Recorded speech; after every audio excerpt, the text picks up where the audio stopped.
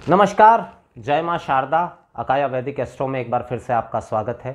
मैं हूँ पंडित श्याम भारद्वाज और आज मैं उपस्थित हुआ हूँ आने वाले सप्ताह यानी कि 24 मार्च 2025 से लेकर 30 मार्च 2025 तक का साप्ताहिक राशिफल लेकर। इस सप्ताह चंद्रमा क्रमशः धनु राशि से लेकर मीन राशि तक संचरण करेंगे। अन्य ग्रहों की अगर मैं स्थितियाँ कहूँ तो मीन राशि में इस वक्त 3 ग्रहों की युति है, जिसमें शुक्र, बुध, राहु और सूर्य, कुल 4 ग्रह यहाँ पर हैं।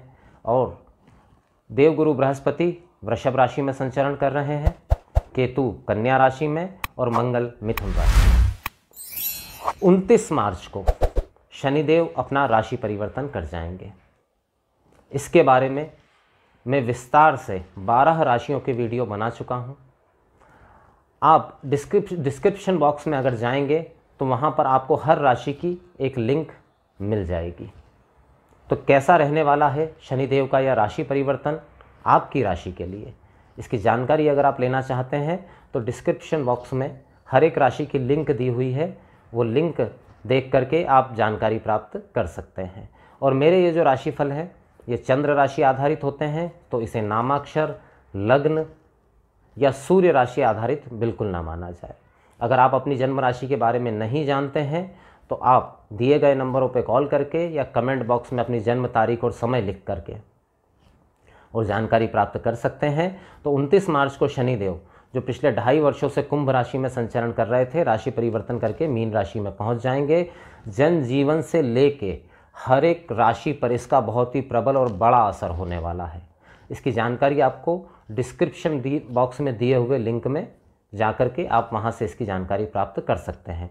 अगर इस सप्ताह की बात करें तो सप्ताह में चंद्रमा का गोचर धनु राशि से शुरू होकर मीन राशि तक जाएगा। तो यहाँ एक स्थिति और बन रही है कि चंद्रमा जब मीन राशि में पहुँचेंगे सप्ताह के अंत में, तो मीन राशि में कम से कम 5 ग्रहों को एक साथ मौजूद रहेंगे।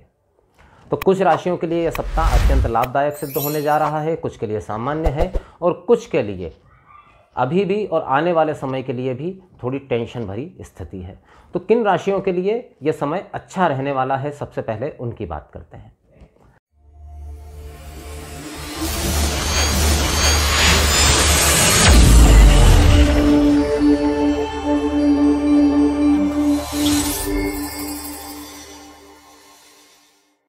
तो राशियों के क्रम में अगर हम बात करें जिसके लिए सबसे श्रेष्ठ रहने वाला है यह सप्ताह, उसमें पहली राशि बनती है वृषभ।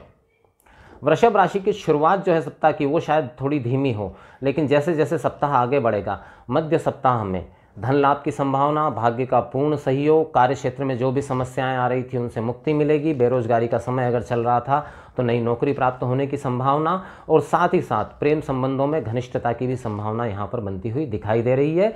वृषभ राशि वालों के लिए आने वाला समय ये सप्ताह और इसके बाद का भी समय श्रेष्ठतम दिखाई दे रहा है।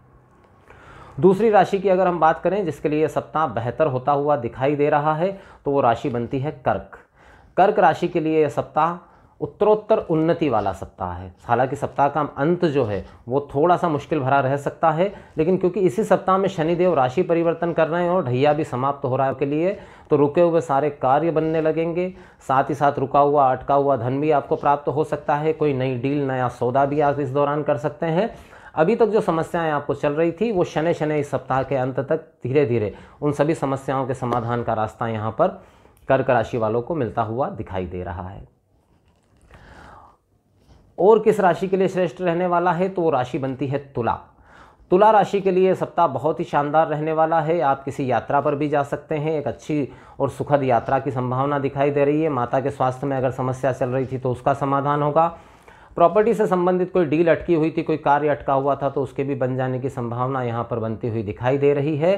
सप्ताह का अंत धन लाभ लेकर के आ रहा है, तो बहुत ही पॉजिटिव सप्ताह ये दिखाई दे रहा है तुला राशि वालों के लिए। चौथी राशि जिसके लिए ये सप्ताह बहुत ही अच्छा रहने वाला है वो राशि बनती है मकर।